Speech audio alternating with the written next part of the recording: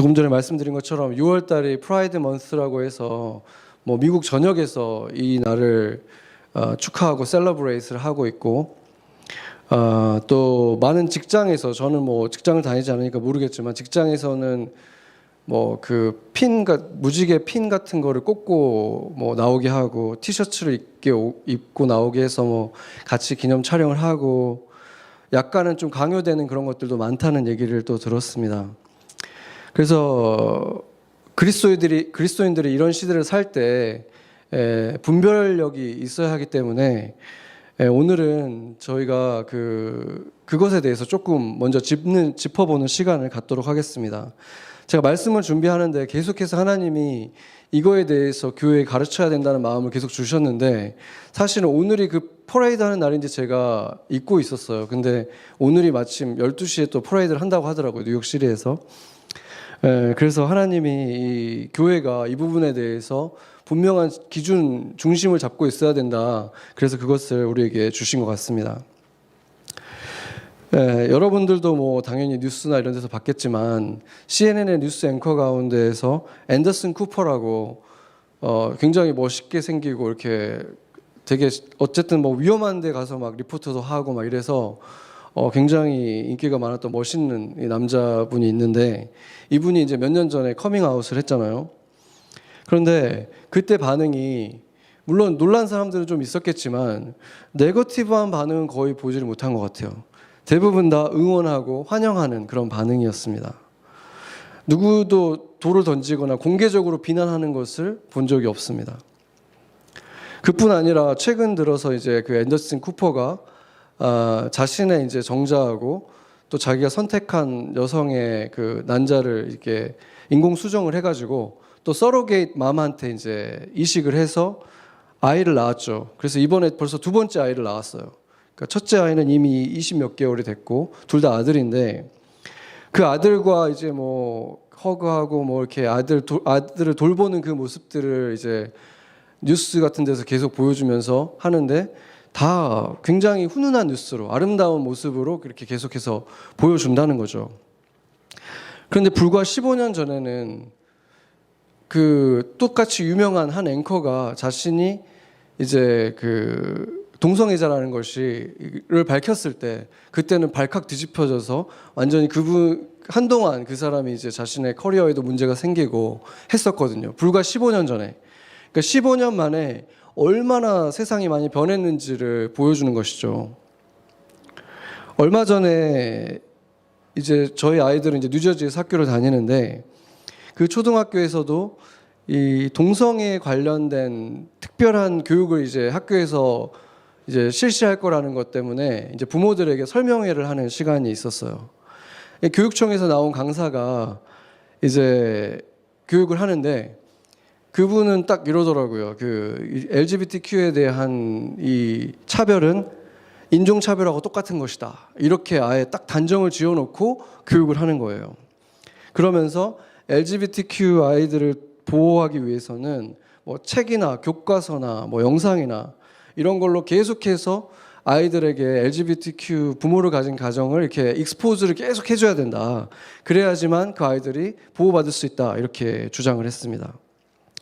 계속 듣다 보니까 그 비슷한 주장을 제가 최근에 들었던 것을 기억해냈는데, 최근에 이제 동양계 미국인들이 많은 이렇게 헤이 크라임 같은 걸 좀 받았잖아요.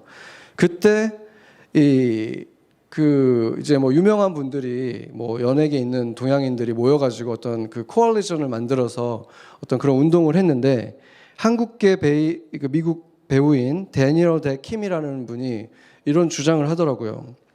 스크린에 나타나는 뭐 TV나 드라마에 나타나는 동양인의 숫자가 너무 적기 때문에 아시아인들이 여전히 미국 사람으로 느껴지지가 않고 이방인으로 계속 느껴진다. 그렇기 때문에 스크린에 더 많은 동양인들이 비중 있게 나타나는 것이 이 동양인들의 안전을 더 보장해 줄 수 있다. 이런 굉장히 설득력 있는 주장을 했었어요. 당연히 자주 눈에 계속해서 노출이 되면은 자연스럽게 받아들여진다는 거죠.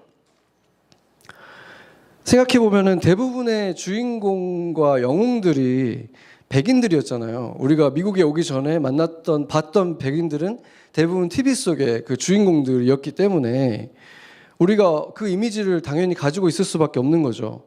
대부분 다 주인공이었다면은 백인들은 똑똑하고 강하고 또 정도 많고 또 어떤 의로운 사람들이다, 이런 것들이 우리 안에 나도 모르게 이렇게 심어져 있다는 거죠. 그렇기 때문에 이제 최근 들어서는 디즈니 같은 데서 아시아계 영웅들, 이렇게 뭐 마블이나 이런 데서도 막 나오고 또 여성 영웅들을 계속해서 이렇게 또 만들어내고 하는 것도 바로 그런 철학 때문에 그런 것들이 이루어지는 것이죠. 그런데 정말로 LGBTQ 뭐 플러스 이런 사람들도 인종차별하고 똑같은 관점으로 봐야 되는 것이 옳을까요? 지금 저희가 보기에는 아까 앤더슨 얘기도 들었지만 그들이 그렇게 어떤 공격의 대상이 지금 되고 있지 않은 것을 떠나서도 첫 번째로 그들과 이 인종 문제하고의 큰 차이점은 뭐냐면 LGBTQ 성향을 가지고 한동안 살았던 사람들이 영원히 그렇게 살지는 않는 사람들도 꽤 있다는 거예요. 그러니까 그들 중에는 일정 기간이 지나고 나서 다시 자신의 성 정체성을 찾아서 돌아오는 사람들이 있다는 거죠. 그렇지만 우리는 동양인으로 태어나서 다른 인종이 될 수는 없잖아요. 그냥 동양인은 그냥 끝까지 동양인이잖아요. 변화의 가능성이 없다는 거죠. 그러니까 그 두 가지를 그렇게 비교한다는 것이 사실은 전혀 합당하지가 않다는 것입니다. 두 번째로 스크린에 동양인들이 더 많이 노출되어야 한다는 주장에서 그들이 주장하는 게 동양인들의 실제 비율보다 더 확대해가지고 더 이렇게 더 오버해서 많이 보여달라는 것도 아니거든요. 실제 동양인들이 이미 사회에서 중요한 역할들을 이미 많이 하고 있는데 그거에 비해서 너무 적게 나오고 있다. 그러니까 최소한의 그들의 실제 비중만큼은 보여줘야 된다라고 주장하는 것이죠. 반면 LGBTQ 분들은 이미 그들의 실제 비율보다 스크린에 훨씬 더 많이 등장을 하고 있습니다. 특히나 요즘 나오는 그 아이들이 보는 애니메이션을 보면은 서너 가정 중에 한 가정이 동성애 부모를 가진 가정들로 나타나요. 그러면은 비율상으로 보면은 25%, 30%가 그 동성애 부모를 가진 아이들이라는 거잖아요. 그런데 실제는 어떻습니까? 미국 전체 통계를 보면은 동성애 부모를 가진 아이들의 비율은 0.2%밖에 안 돼요. 이게 뭘 보여주는 것입니까? 실제보다 100배가 넘게 지금 화면에 지금 스크린에 등장을 하고 있다는 거예요. 그리고 이 모든 사실을 더 위험하게 만드는 중요한 점이 있습니다. 많이 언급되지는 않지만 분명한 사실은 많은 이제 남성분들 같은 경우에 감옥에 갔다 와서 동성애자나 양성애자가 되는 비율이 일반인들보다 훨씬 높습니다. 그러니까 동성애자가 되는 과정이 선천적인 가능성이 전혀 없다고 배제하지는 않는다고 하더라도 실제로 많은 경우는 후천적인 환경이나 경험에 의한 경우라는 것이 밝혀져 있다는 거예요. 그리고 지난주에도 봤지만 이 fatherless society, 아버지의 존재감이 점점 상실되는 사회에서 성 정체성도 그 혼란도 비례하면서 상승한다는 것이 우연이 아니라는 것입니다. 그래서 그들을 스크린에 더 많이 노출시키고 자연스럽게 보여지게 하는 노력이 계속되면 그들을 단지 안전하게 보호하는 것에서 그치는 것이 아니라 사실상 동성애자들의 숫자를 더 확대시키는 것에 큰 영향을 줄 수밖에 없다는 것입니다. 우리 아이들 학교에서 진행된 설명회에서 다양한 가정의 모습이라면서 슬라이드를 하나 보여주는데 제 기억에 한 7개, 8개의 이 가정의 모습을 이렇게 보여주더라고요. 그런데 그 그림에는 일반적인, 우리가 보통 생각하는 일반적인 가정의 모습이 더 적은 거예요. 비율상으로 보면은 그렇지가 않은데 비교할 수가 없을 정도로 당연히 일반적인 가정이 더 많은데도 동성 커플, 이런 커플들의 종류가 더 많이 거기에 딱 보여지니까 킨더부터 그거를 가르친다고 하는데 그거를 유치원생부터 그걸 계속 보고 자라는 애들이 생각할 때 가장 자연스러운 가정의 모습은 어떤 모습이 될까? 그래서 학교에서 정체성이 아직 분명하지도 않은 아이들에게 그런 교육을 계속해서 강화하는 것은 그들은 직접적으로 그걸 위한 거라고 얘기하지를 않더라도 결국은 더 많은 아이들이 LGBTQ가 되는 결과로 나타나게 될 거라는 것입니다. 그래서 제가 그걸 보면서 정말 이렇게 그 설명회를 듣는 것 자체가 너무 힘들더라고요. 그 어젠다가 너무 눈에 보이니까. 그런데 자신의 아이가 LGBTQ가 되기를 원하는 부모가 있을 수 있을까? 만약에 되지 않을 수 있다면 그 확률이 높아지는 것을 원하는 부모가 있을 수 있을까? 또는 그 LGBTQ 사람들이 그래서 세상에 점점 더 많아진다면 그 세상은 그러면 지금보다 더 좋은 세상이 될 수 있을까? 그들이 어떻게 믿건 간에 하나님의 말씀은, 하나님의 질서를 믿는 우리는 반대로 생각하죠. 학교 교육이 어떻게 바뀌든, 법이 어떻게 바뀌든 하나님의 질서는 그게 틀렸다고 말을 한다는 거예요. 그렇기 때문에 우리는 하나님의 질서를 가르쳐야 되는 것이죠. 교회는 원래 그런 곳이잖아요. 세상이 예수를 누구라고 하든지 간에 우리는 예수가 삼위일체 하나님이시다라고 가르치는 곳이잖아요. 세상은 부활을 믿지 않지만 우리는 예수님께서 부활하셨다. 이것을 우리 아이들에게 가르치고 교회에서 가르치는 거잖아요. 그런 것과 마찬가지로 동성애에 관해서도 바른 가치관을 갖도록 가르쳐야 되는 거예요. 여기도 지금 보면은 곳곳에 붙어 있어요. 저 뒤에도 LGBTQ 뭐 이렇게 다 붙어 있잖아요. 아이들이 다니는 학교에도 포스터가 붙어 있고 계속해서 학교에서 수업 시간에 보여주고 가르치고 하는데 그 아이들이 이제 맞게 될 세상은 우리가 맞은 세상하고는 너무 다른 거예요. 그것을 위해서 교회는 비둘기처럼 순수하되 뱀보다 더 지혜롭게 아이들에게 진리를 가르쳐야 된다는 거죠. 세상의 계략에 넘어가지 않도록 오히려 그들이 하나님의 말씀을 따라가는 삶이 어떻게 더 좋은지 보여줄 수 있는 그런 아이들로, 그런 우리가 되어야 한다는 것입니다. 그런데 이런 문제에 관해서도 미국 기독교 안에서도 두 가지 갈래로 굉장히 극렬하게 나눠집니다. 심지어 한 교단은 이 문제 때문에, 이 동성애 이 문제 때문에 교단이 두 개로 쪼개졌어요.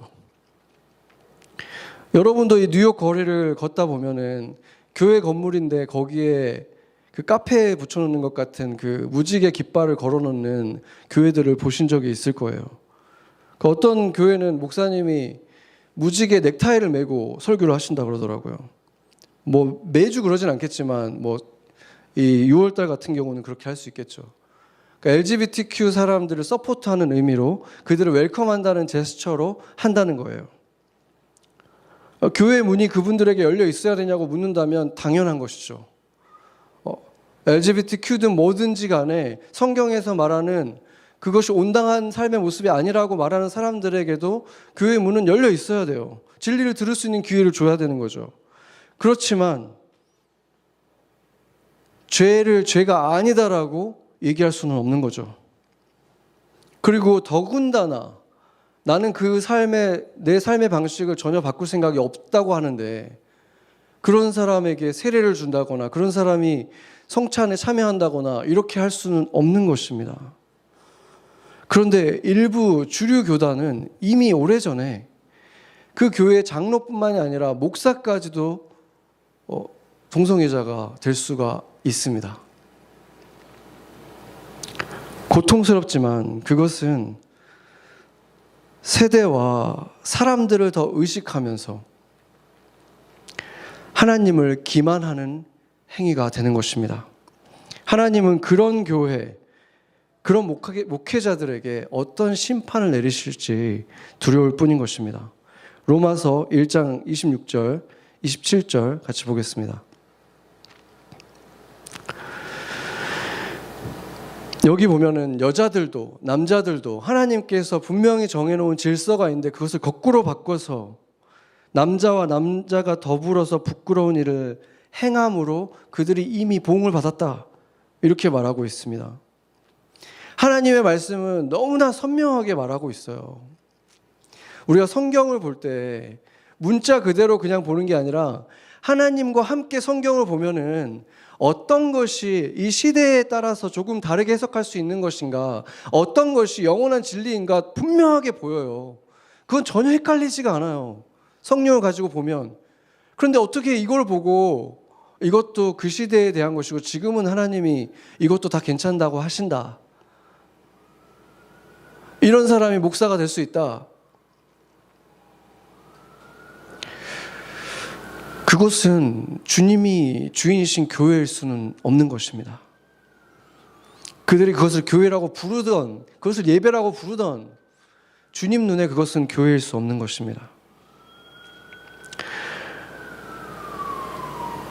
사람들이 그렇게 공격을 하죠. 교회에도 다 죄인들이 있는 곳 아니냐. 맞아요. 우리들도 다 아직 죄 지을 때 있잖아요. 그런데 차이가 있어요. 우리도 죄인이긴 한데 우리는 그게 죄인 줄 알아서 잘못하고 나면 회개를 해요.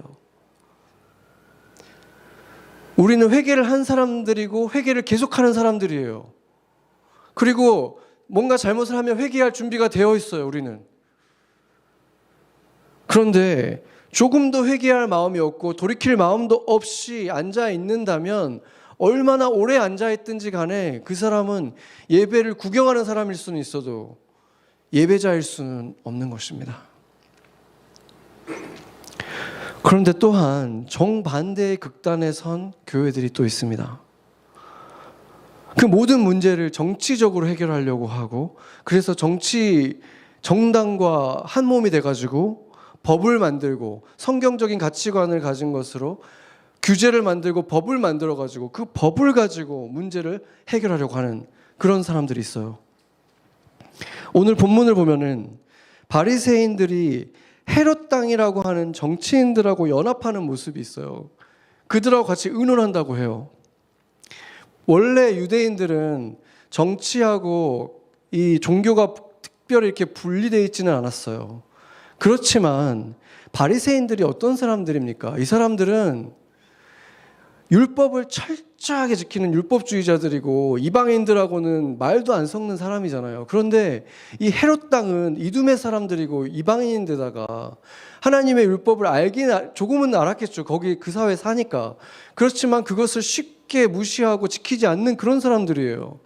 그런데 그 사람들하고 하나가 돼가지고 지금 같이 연합을 했다는 거예요. 바리새인들이 어떻게 그렇게 할 수가 있습니까? 그렇기 때문에 이것은 전혀 다른 문제라는 거예요. 왜 그렇게 했을까? 인류 역사를 보면은 종교가 타락할 때 일어나는 공통적인 현상이 바로 종교가 정치 집단과 연합을 해서 그 정치적인 힘으로 뭔가를 하려고 해요. 그들이 추구하는 근본적인 가치는 너무나도 다른데도 공조를 통해서 뭔가 이득을 얻을 수 있는 게 있으면 세금 감면을 받는다거나 그들이 원하는 법안을 통과시켜 준다거나 이런 일들이 있으면 하나 돼가지고 움직이는 거예요. 그래서 그런 일들이 보이면 아, 종교가 순수성을 잃었구나. 이게 그럴 때 자연스럽게 발생한다는 거예요. 교회는 어떠한 정치 세력이라고 해도 결코 연합해서는 안 되는 것입니다. 더욱이 기독교를 대표하는 어떤 정당을 만든다? 이것은 영원한 가치를 가진 교회를, 하나님의 몸된 신성한 교회를 하나의 정치적인 세력으로 전락시켜버리는 가장 위험하고 어리석은 행위가 되는 것입니다. 시민으로서 정치 참여를 하지 말라거나 투표를 하지 말라는 게 아니에요. 많은 정치 이슈 가운데 분명히 기독교인들이 동시에 찬성할 수 있고 반대할 수 있는 법안들도 분명히 있습니다. 그리고 내가 만약에 부르심이 있다면 그리스도인 정치인들이 나오는 것도 너무 좋은 일입니다. 그러나 그런 일들에 교회가, 기독교가 하나의 조직이 돼가지고 조직으로서 참여하는 일은 절대로 안 된다는 것입니다. 예를 들어서 미국에서 지금 최근에 가장 핫한 이슈들이 뭡니까? 로 앤 웨이드, 어볼션 문제, 동성애의 권리 문제, 이런 이슈들이잖아요. 이 부분에 있어서 공화당은 비교적인 비교적으로 보수적인 입장을 취하니까 많은 목회자들, 교회들, 또 교단에서 그들을 지지를 합니다. 공화당을 막 지지를 해요. 특히나 바이블 벨트라고 하는 그 지역의 보수 백인들이 많은 지역에서는 거의 교회가 공화당의 표밭이라고 봐도 무방한 거예요. 그들이 그런 핫한 이슈에서 기독교인들과 비슷한 관점으로 보수적인 법안을 약속하기 때문에 지지하는 거예요. 그런데 또 다른 이슈, 총기 규제에 대해서는 어떻습니까? 정반대의 상황이 벌어지는 거예요. 아무나 쉽게 총을 사게 하는 규제 완화는 그 공화당이 또 주도해왔고 수년간 그 총기 구입을 어렵게 만들고 백그라운드 체크를 하고 이런 것들을 까다롭게 하는 법안이 통과되지 못한 이유가 바로 그들 때문이었습니다. 한편으로는 생명을 소중히 여겨야 된다고 하면서 18살 아이가 군인들이나 가지고 다닐 만한 그 총들을 몇 개를 사고 수백 발의 실탄을 사는데 무슨 장난감 사듯이 동네 가게에서 장난감 사듯이 그걸 그냥 사는 거예요. 어떻게 그런 일이 있을 수 있습니까? 더 기가 막힌 것은 그렇게 많은 아이들이 죽어나갔는데 인터뷰에서 하는 말이 총기를 규제할 일이 아니라 선생님들을 무장시켜야 되고 학교를 중무장해야 된다라고 주장한다는 거예요. 그게 또 같은 정치인들이에요. 이게 우리 기독교인들이 바라는 것입니까? 우리가 그것을 지지합니까? 총기 자유화하고 기독교하고 무슨 상관이 있는 것입니까? 집집마다 학교 거리에 총들이 많아지는 것을 어떻게 사랑을 얘기하고 용서를 얘기하고 평화를 얘기하는 기독교인들이 그들을 그냥 지지할 수가 있는 것입니까? 우리의 가치하고 반대되는 것인데 그렇게 역사 속에서 유럽의 기독교가 정치 세력하고 연합했을 때 몰락하는 것을 보고도 미국도 한국도 지금 똑같은 길에 들어서 있는 거예요. 반복하고 있는 거예요. 우리는 이 땅에서 살아가지만 이 땅에 속한 자들이 아니잖아요. 교회는 이 땅에 존재하지만 땅의 일을 하기 위한 기관이 아니라는 것입니다. 따라서 어떤 현실 정치 세력도 기독교의 가치를 완전히 대변할 수 없을 뿐만이 아니라 그들과의 연합이 기정사실화 돼버리면 기독교는 세상에 속한 하나의 로비 집단, 이익 집단으로 전락하고 마는 것입니다. 그리고 바로 지금 그 일들이 일어나고 있습니다. 그것으로 과연 얻는 것이 더 많을까요? 아니면 잃는 것이 많을까요? 팀 켈러 목사도 최근 여러 차례 기고문을 계속해서 했는데 미국 기독교가 이렇게 급격하게 쇠퇴하고 있는 중요한 이유로 기독교의 정치 세력화라고 진단했습니다. 가만히 보면 기독교인들이 굉장히 자극받을 만한 몇 가지 이슈들이 있잖아요. 어볼션, 동성애 이런 것들을 이용해가지고 우리를 정치 세력화하는 우리들을 거기에 끌어들이는 진짜 세력들이 있다는 거예요. 누가 이득 보는지를 보면 그게 누군지 알 수 있죠. 성경적인 가치를 담은 새로운 율법들을 만들고 그것을 통해서 기독교적인 사회를 만들려고 시도하는 것은 도리어 복음의 영원한 가치가 빛을 잃어버리고 대신 신율법주의 시대로 가는 지름길이 되는 것입니다. 더 이상 마음을 움직일 수 없을 때, 진심이 통하지 않을 때 법으로 규제하기 시작하는 거예요. 법으로 문제를 해결하려고 하는 것은 타락하고 소멸되어가는 종교의 마지막 몸부림 같은 것입니다. 헤롯 당과 바리새인의 연합은 지금 우리가 보기에는 둘이 다 나쁜 애들이니까 그럴 수 있지 이렇게 생각하지만 그때 당시에 그들은 공공의 선을 위해서 자신들이 연합했다고 생각했어요. 그렇잖아요. 그들이 만든 법이 있는데 그 법을 지키지 않는 그 세력들을 멸하기 위해서 우리가 이 사람들과 손잡는 거야. 예수님의 말처럼 그들은 그들이 지금 무슨 짓을 하는지를 보지를 못하고 있는 거예요. 어리석게도 그들이 하는 게 옳다고 생각하고 있었던 거예요.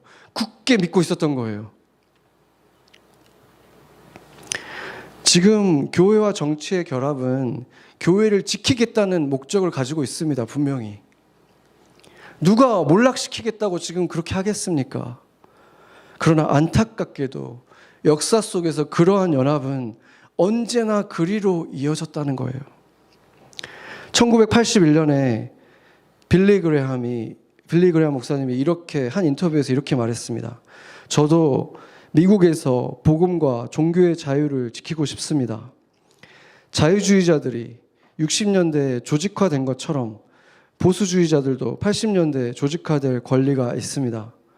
그러나 종교적 근본주의자들과 정치적 우파가 결혼식을 올린다면 그것은 내게 고통스러운 일이 될 것입니다.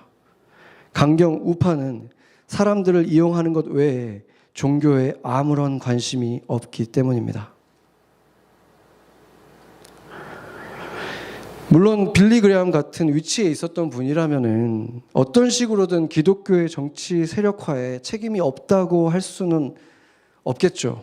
그러나 그도 분명히 그런 일이 우리에게 얼마나 큰 불행이 될 것인지 예언한 것입니다.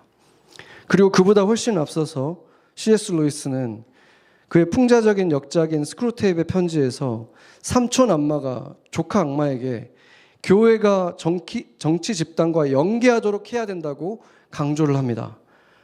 그 책이 악마의 입장에서 기록한 글이기 때문에 반어법으로 쓰여진 것인데 교회가 정치 집단과 연계를 하면 정치 집단이 문제가 될 때마다 교회도 함께 무너져 내릴 것이기 때문에 그렇게 해야 된다고 조언을 하는 거예요. 이 선지자가 1940년대 영국에서 그것을 지금 경고하고 있었는데 그렇게 외쳤음에도 어리석게도 그 후세들은 미끼를 또 덥석 물고는 법안 하나 통과됐다고 승리한 줄 알고 자축하다가 똑같은 잘못, 똑같은 몰락을 계속 경험하는 것입니다. 기독교가 잘못된 길로 들어설 때를 보면은 예수님 시대의 유대교의 모습과 굉장히 흡사하다는 사실을 기억해야 됩니다. 신도들은 하나님의 임재가 없는 그 성전에 모여서 웅대한 규모의 제사를 드리고 영적 능력이 떠나버린 종교는 권력과 법과 정치와 시스템으로 사람들의 행위를 굴복시키는데 혈안이 되어 있습니다. 유대교가 그랬고 카톨릭이 그랬습니다. 그런데 하나님은 그런 방법이 아니라 우리의 마음이 새롭게 되기를 원하셨습니다. 새로운 생명이 마음을 부드럽게 해서 그 마음 안에 하나님의 마음이 담겨져서 그런 사람들이 모여서 만들어지는 공동체, 교회가 그런 바른 마음을 가지고 바른 기준을 가지고 인내와 사랑을 가지고 잘못된 길로 가고 있는 사람들을 옳은 길로 인도해주는, 하나님은 그거를 원하셨다는 거예요. 그들에게 법으로 위협을 하고 힘으로 굴복시키는 것이 아니라는 것입니다. 그것이 바로 유대인들이 했던 것을 되풀이하는 신율법주의인 거예요. 하나님에 대한 사랑도 사람에 대한 사랑도 결코 법으로 만들어낼 수는 없는 것입니다. 학자들이 그 고대 유대인들이 모여서 안식일 날 모였던 그 회당을 발굴을 한 것을 보면은 회당의 크기가 다 똑같지는 않지만 대략적으로 보면 한 100여 명의 사람들이 꽉 차서 이렇게 비좁게 들어갈 수 있을 정도로 2층까지 해가지고 100여 명의 사람들이 그렇게 꽉 찰 정도의 그런 사이즈의 건물이었습니다. 그러니까 아마 지금 이 공간보다도 훨씬 작았겠죠. 그런 공간인데 그 회당마다 회당장이라고 해서 그곳을 맡은 어른이 있었고 또 가끔 외지에서 온 랍비들이 와서 설교를 하기도 했지만 대부분 보통 그 안식일 날은 전임 목회자처럼 매주 그 회당을 맡아서 말씀을 전하는 랍비가 있었죠. 그들은 대부분 다 바리새인들이었습니다. 대부분의 유대인들은 바로 평생 그 같은 회당에서 대를 이어서 안식일을 보냈기 때문에 그들은 서로 너무나 잘 아는 이웃이었고 친척들이었어요. 결혼식이 있으면 일주일 내내 같이 축하하고 또 장례식이 있어도 같이 슬퍼하는 그냥 같이 엮여져 있는 그 회당으로부터 엮여져 있는 가족 같은 그런 식구였습니다. 그 100여 명의 사람들이 대를 이어서 계속 아이들까지 포함해서 100여 명이니까 매주 그렇게 만나서 같이 살면 이 사람들이 서로 무슨 일이 일어나는지 다 너무 잘 알 거 아니에요. 그리고 그들을 가르치는 그 바리새파 사람, 그 랍비도 대를 이어서 그 사람들을 목회를 하는 거예요. 가르치고 상담하고 또 고민이 있으면 들어주고 또 바른 길로 이렇게 해야 된다고 또 알려주고 하는 것이 바로 이 랍비들의 역할이었습니다.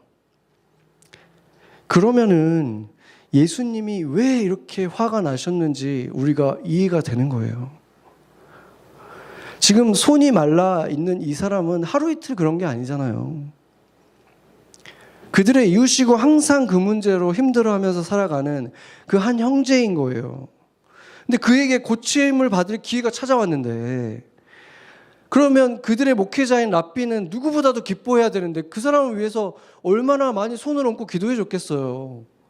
지금 그 날이 드디어 왔는데 기뻐하기는커녕 예수가 안식일의 법을 어길 것인가 안 어길 것인가 그것에 지금 쳐다보느라고 지금 이 사람들에게는 그 사람보다 법이 더 중요했던 거예요. 법 위에 지금 사람 위에 법이 있었던 거예요. 지금 예수님은 그 상황에서 그 사람들을 다 둘러앉게 한 거예요. 이 사람을 딱 세워서 모든 사람들이 보는 중앙에 이 사람을 딱 세웠어요. 왜 그랬겠습니까? 보라는 거예요. 너의 형제를 봐라. 평생 같이 회당 다니면서 항상 그 불편한 몸으로 살아가고 있는 그 사람, 그 성도를 가르쳤던 랍비라면 너희가 그 아픔을 가장 잘 알았을 사람인데 너희가 기도해왔던 그 일이 오늘 벌어질 것인데 어떻게 너희들은 기뻐하기는커녕 자신들이 세운 그 법과 기준에 맞지 않는다고 해서 예수를 딱 적으로 세우자마자 그 일이 어떤 일이건 간에 아무 상관이 없이 그냥 그 분노가 치밀어 오르는 그런 사람이 될 수가 있느냐? 어떻게 조금도 불쌍하게 여기는 마음이 없을 수가 있느냐? 그것을 보라는 거예요. 예수님은 지금 당시로 치면은 목회자에게 지금 질문을 하고 있는 것입니다. 안식일 날 이렇게 너 형제를 살려주는 좋은 일 하는 것이 맞지 않겠느냐? 마태복음에서는 더 구구절절 예수님이 동물도 구덩이에 빠지면 너네가 구해주지 않니 하면서 이렇게 자세하게 설명을 해주세요. 왜 그러신 것입니까? 제발 눈을 뜨라는 거예요.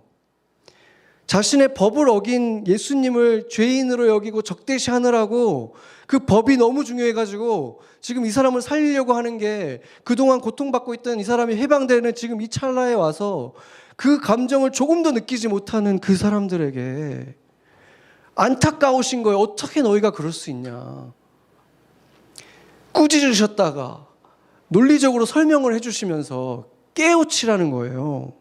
정신을 좀 차려봐라. 지금 무슨 일이 일어나는지 좀 봐라. 너희들이 실제로는 하나님을 전혀 모르기 때문에 너희에게 지금 이런 일이 일어나는 것이다. 너희의 그 비참한 정체를 봐라. 너희 안에 하나님이 계시다면 어떻게 그 마음이 순식간에 그렇게 사라져버릴 수가 있느냐. 그런데도 그들은 눈을 뜨지를 못했습니다.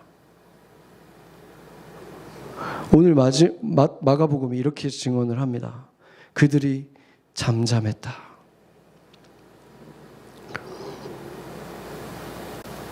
그들은 예수님의 말씀에 대꾸할 수 있는 명분이 전혀 없었죠. 그렇지만 인정하고 싶지도 않았습니다. 인정할 수가 없었어요. 예수님은 그 분노의 눈으로 한 사람 한 사람을 다 둘러보셨다고 했어요. 그러고는 탄식하십니다. 왜 탄식하십니까? 소용이 없구나. 내가 이렇게 애를 써서 예를 들어서 얘기해주고 꾸짖고 달래보고 이렇게 다 말을 했는데도 얘들에게는 아무런 소용이 없구나. 듣지를 않는구나. 그 완악함에 탄식하신 것입니다. 이 완악함이라는 말은 고집스럽다는 뜻이에요. 고집을 말하는 거예요. 예수님이 직접 이렇게 설득을 해도 듣지 않는 사람들이 있다는 거예요. 예수님이 설득을 해도. 그 병자가 자신의 눈앞에서 지금 없던 근육이 막 생겨나고 새 것처럼 건강한 팔로 회복되는 것을 눈앞에서 봐도 나중에 봐보세요. 마귀의 힘을 힘입어서 한 거겠지. 인정할 수가 없는 거예요. 그 법을 지키지 않는데 말이 안 돼.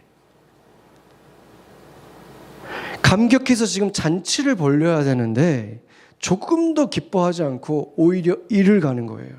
이것이 바로 완악함의 열매입니다. 완악함이 바로 이런 거예요. 그런데 우리가 주의를 기울여야 하는 것은 당시 교육을 받지 못했던 많은 그 서민들은 보면은 귀신 들린 사람들이 너무 많았어요. 지금도 이렇게 시빌라이즈가 안 된 그런 오지 같은 데를 가면은 귀신 들린 사람들이 많아요. 그런데 여기 와보면은 별로 없잖아요. 귀신 들린 사람은. 교육을 많이 받은 바리새인들 가운데에서 막 귀신 들린 사람들이, 귀신 들린 게 문제가 아니에요. 이 사람들은 귀신은 안 들리는데 더 심각한 문제가 있어요. 자기 자신이, 이 심장이, 마음이 딱딱해져서 돌같이 돼 있어요. 이 완악함이 문제였어요. 이 사람들은. 그리고 이것의 문제는 귀신처럼 그냥 예수님이 쫓아낼 수도 없다는 거예요.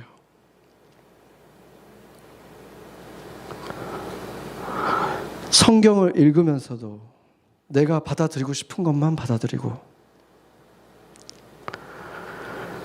여전히 주변의 사람들은 계속해서 판단을 하고 평가를 하고 그런 사람들은 어떻게 이 하나님의 은혜를 받을 수가 있겠습니까? 그런 사람들이 어떻게 예수님을 진짜 주인으로 모실 수가 있겠습니까? 그것이 불가능하게 만드는 것이 바로 이 완악함이라는 거예요. 그런 사람들은 예수님이 설득해도, 예수님이 꾸짖어도, 자신의 삶에 아무리 많은 기적이 일어나도 이 마음이 딱딱해가지고 꿈쩍도 하질 않는 거예요. 감동도 하지 않는 거예요. 아직도 끝나지는 않았지만 온 인류가 이렇게 다 함께 이 고통과 시련을 겪고도 하나님 앞에서 마음을 낮추지를 않는다면 과연 무엇이 인류의 완악함을 낮출 수가 있을까 두려워지는 것입니다. 지난주에 공원에서 제가 지나치면서 본 사람들, 또 찬양할 때 제가 둘러본 사람들, 그 사람들을 보면서 제가 느낀 것이 있었어요. 세상에 나가서, 여기서 우리가 찬양은 매주 하잖아요. 근데 세상에 나가서 찬양을 하니까, 그곳에서 아버지의 사랑을 막 노래를 하니까 뭔가가 좀 감지되는 게 좀 있었어요. 또 그 시간에 대해서 제가 돌아와서 계속해서 묵상을 해봤거든요. 일주일 동안. 생각을 해보니까 그들의, 물론 막 선글라스를 끼고 있으니까 눈이 보이는 건 아닌데 그 사람들을 볼 때 뭔가 느껴지는 게 있었어요. 제가 겉으로는 멀쩡한 것 같고 모든 것은 다 이제 코비드 전으로 일상으로 다 돌아온 것 같지만 예전처럼 이제 아주 무시할 수만은 없는 무언가, 조금 더 실감하게 된, 사실은 그들 안에 항상 있었던 어떤 그 빈 공간, 그 빈자리를 느끼기 시작했다는 것을 제가 좀 감지하게 된 거예요. 우리가 찬양할 때 막 사람들이 막 몰려와서 환호를 하고 할렐루야를 외치고 막 아멘을 하고 이런 일이 일어나지 않았죠. 그런데 그것보다 오히려 멀찌감치 않아서, 아무도 떠나지 않아요. 멀찌감치 않아서 그 노래를 그냥 가만히 듣고 있는 사람들, 그들의 모습이 어떻게 보면 더 진실되게 느껴졌어요. 서너 명의 아빠들이 우리들이 이렇게 앉아있는 바로 뒤에서 공놀이를 하면서 계속 놀고 있었는데, 그들이 힐끗힐끗 바라보는 눈을 제가 봤을 때 그 눈빛 속에서도 제가 그것을 똑같이 감지했습니다. 좋은 법들이 만들어지는 것은 당연히 기쁘고 감사하고 축하할 일들이지만, 기독교적인 법이 더 많이 만들어진다고 해서 세상은 옳은 방향으로 가지 않습니다. 기독교가 정치 세력화돼서 힘과 법으로 세상과 싸우는 것으로 세상을 구원하지 못합니다. 반대로 하나님의 자비와 소망의 상징인 무지개를 마치 하나님을 조롱하듯이 전혀 다른 의미로 사용하면서 거센 파도가 된 것처럼 오고 있는 그 시대의 눈치를 보면서 힘없이 휩쓸려 다니는 것도 안 되는 거죠. 교회는 하나님의 진심, 하나님의 마음을 아셨던 예수님처럼 우리도 그 예수님을 가까이 알아야 되는 거예요. 예수님의 마음이 우리에게 담겨 있어야 되는 거예요. 좌로나 우로나 치우치지 말고 주님의 마음으로 세상을 바라볼 줄 알아야 되는 것입니다. 예수님의 눈으로 나와 내가 만나는 사람들을 바라보는 사람들, 세상은 다 여기 아니면 여긴데 나는 그 중앙에서 주님과 함께 휩쓸리지 않고 바른 길을 가는 사람들, 그런 사람들이 그리스도인들이 돼야 되는 거예요. 때로는 이 사람들이 맞는 말 한다, 때로는 이게 맞는 거다 얘기할 수 있는 사람들. 진리가 바로 교회가 가지고 있는 진실한 그리고 유일한 힘이기 때문입니다. 겉으로 어떻게 보일지라도 우리의 이웃들의 마음은 어느 때보다도 가난합니다.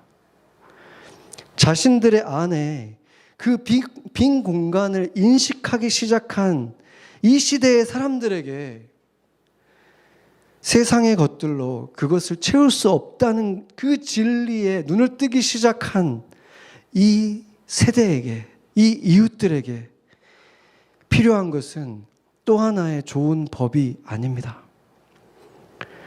그들에게 필요한 것은 바른 교회입니다. 예수님과 가까운 사람들이 세워가는 교회, 예수님과 함께 그들을 받아주는 사람들, 그리고 옳은 길로 인도해주는 참된 그리스도인들이 필요한 것입니다.